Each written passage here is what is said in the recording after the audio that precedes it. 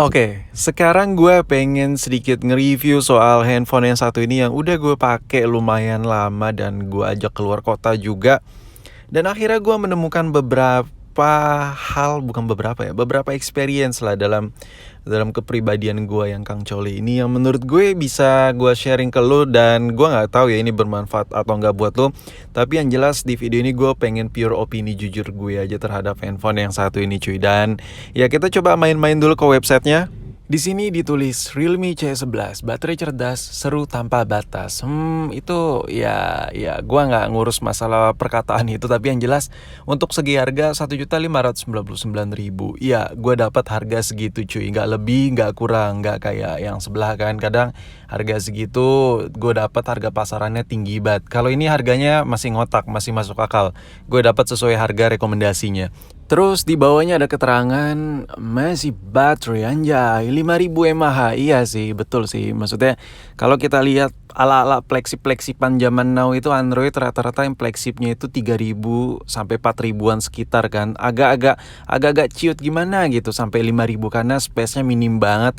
Belum lagi perintilan kamera yang bejibun-bejibun. Jadi menurut gue ini baterai tergolong besar. Mungkin sebagian dari lo juga nanya, kenapa handphone yang non-flagship baterainya bisa besar, bisa 5000, bahkan sekarang ada yang mau 6000. Karena perintilannya tuh kecil cuy. Dan kalau handphone ala-ala flagship tuh modul kamera itu gede banget. Dan belum lagi desain ala-alanya ya mesti inilah, mesti ada NFC lah, mesti ada wireless charging lah. Jadi space-nya itu minim banget, di-press banget. Jadi mau gak mau ya kapasitas baterainya udah gak ngotak yang di bawah 5000 mAh. Jadi kalau lu pengen alternatif ngambil baterai yang gedean ya ala-ala handphone begini cuy. Dan gua ngerasain baterainya irit banget di handphone ini.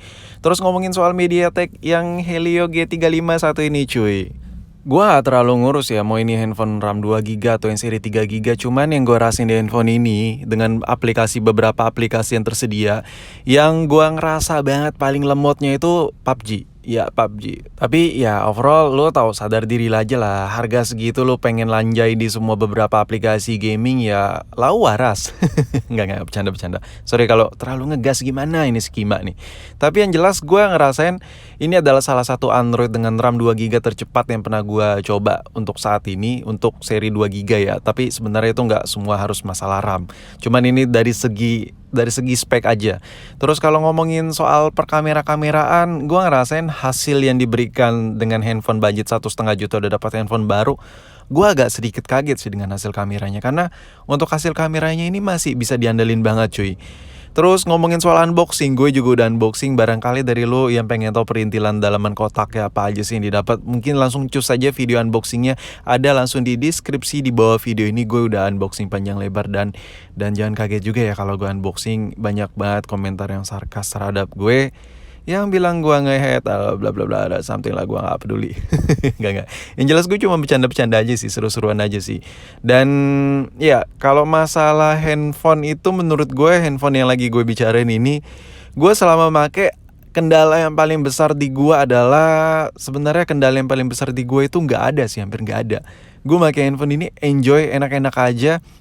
Ya kenapa gue bilang ini enak, karena apa ya, sebenarnya sih nggak enak-enak amat sih. Cuman kalau mengingat dengan harganya yang cuma 1,5 juta lo dapat HP baru, 1.600.000 maksud gue. Di sini lo bisa lihat penempatan tombol power, volume, dan untuk speakernya dan lain-lain itu udah monoton banget. Meskipun bagian belakang itu ala-ala menggebrak gitu cuy. Banyak yang bilang iPhone 11, padahal ini C11, iPhone-nya ilangin lah circuit, ganti dengan C dulu, C11.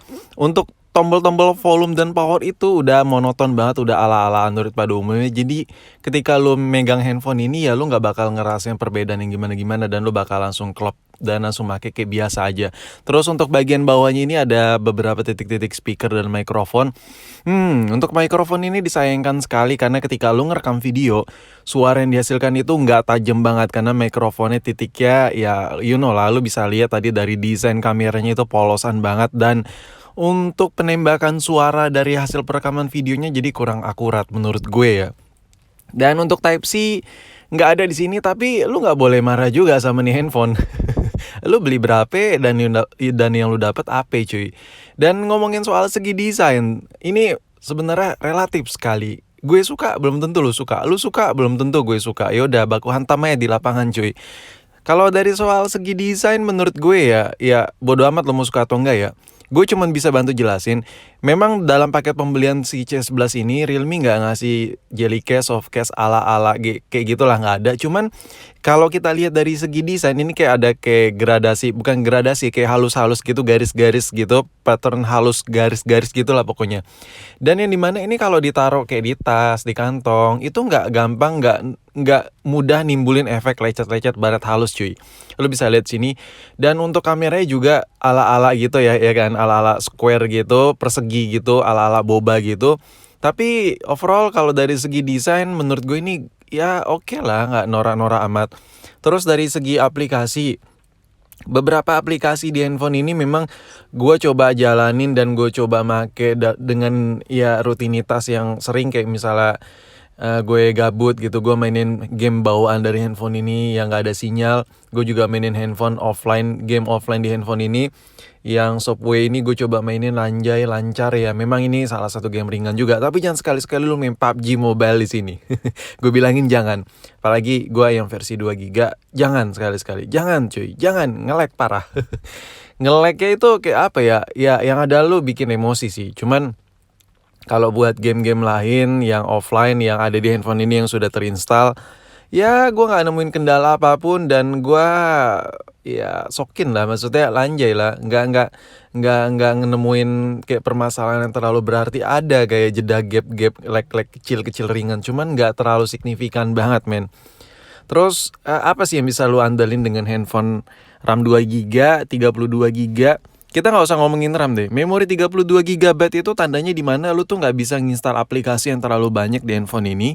Dan lu nggak bisa naruh file yang bejibun banyak di handphone ini. Cuman 32 GB. Beda tahun kalau dimana kita hidup di tahun 2001 megang handphone 32 GB.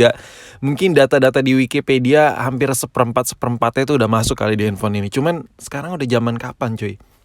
Jadi lo perlu banget yang namanya memori tambahan buat naruh di handphone ini. Dengan 32 menurut gue masih kurang di tahun sekarang, tapi no complain karena memang harganya ya sudah logis sih menurut gue. Dan ada satu hal yang gue lebih suka ketimbang handphone yang bekas, handphone second. Ya, yang namanya kita beli baru otomatis dapat adaptor charging bawaan dan sesuai spesifikasi, sesuai standar pabrikan. Ya mungkin lu bisa bilang, mendingan beli handphone bekas aja dengan uang 1,5 juta gue udah dapat spek yang lebih dewa dibandingkan ini. Oke, tapi kalau kita lihat, apakah aksesorisnya original bawaan si pabrikan tersebut atau tidak? Itu juga mendukung banget men. Lu jangan hitung-hitungan di hanya segi speknya aja lebih tinggi. Lu harus lihat dulu, dengan lu beli handphone baru ini lu dapat semua perintilan bawaan dari pabrik. Ini mana itu udah sesuai standarisasi dari mereka, dan untuk pemakaian jangka panjang gue rasa itu lebih menjamin ya ketimbang lo beli handphone bekas yang batangan. Memang speknya itu lebih sedikit dewa lah dari ini. Cuman kalau kita bandingkan dengan ini lo bisa lihat dapat kabel ya meskipun bukan Type-C tapi nggak ngurus lah, namanya harganya juga udah segitu men. Lo dapat perintilan yang bawaan ori dari bawaan pabrik itu sesuatu yang wah gimana gitu. Karena ketika lu emang benar-benar bukan buat dagang ya, buat lu pakai sendiri, lu harus mempertimbangkan banget yang namanya aksesorisnya itu bawaan standar pabrik. Mau iPhone lah, mau Samsung lah, mau Oppo, Vivo, apapun itu cuy, yang namanya bawaan pabrik itu the best. Jadi lu harus pikirin itu, jangan lu compare second dengan yang baru. Itu beda segmen men, beda segmen. Meskipun harganya sama cuy. Dan ngomongin soal dari segi tampilan LCD, lu bisa lihat tampilan putihnya dengan ini nggak ada tompel ya, melainkan kayak minim poni ala-ala gitu, ada dikit gitu. Untuk tampilan LCD-nya ini gue bisa bilang B aja sih. Maksudnya lahirnya enak-enak aja, cuman kayak biasa aja, nggak ada yang spesial lama di handphone ini. Kayak lu beli handphone 1 jutaan pada umumnya ya lu bakal dapetin kualitas layar yang mirip-mirip lah menurut gue. Yang jelas kalau buat masalah layar gue no complain, dan nggak ada sesuatu yang bisa diunggulkan dari handphone ini untuk masalah layar. Dan gue cerita sedikit dari kesimpulan total video ini dalam pemakaian gue selama gue coba pakai keluar kota handphone ini. Pertama, gue bisa bilang handphone ini salah satu handphone RAM 2 GB tercepat. Kenapa? Karena gue juga punya beberapa handphone jadul yang masih gue koleksi dengan RAM 2 GB, handphone Android, dan Itu memang salah satu, ini menurut gue pribadi, kenapa gue bilang paling cepat yang pernah gue punya, karena ya memang handphone dengan RAM 2 GB yang gue punya cuman itu aja, dan memang ini salah satu experience RAM 2 GB tercepat yang pernah gue rasain. Terus kedua dari soal desain. Handphone ini nggak mewajibkan lu buat pakai softcase, dan ini nggak terlihat lecet sama sekali cuy. Padahal handphone ini gue kantongin, gue masukin ke waistbag gue, dan gue taruh di dashboard mobil bersinambungan sama koin-koin. Ya intinya kesimpulannya handphone ini dengan harga 1,5 jutaan menurut gue sih masih masuk akal sih.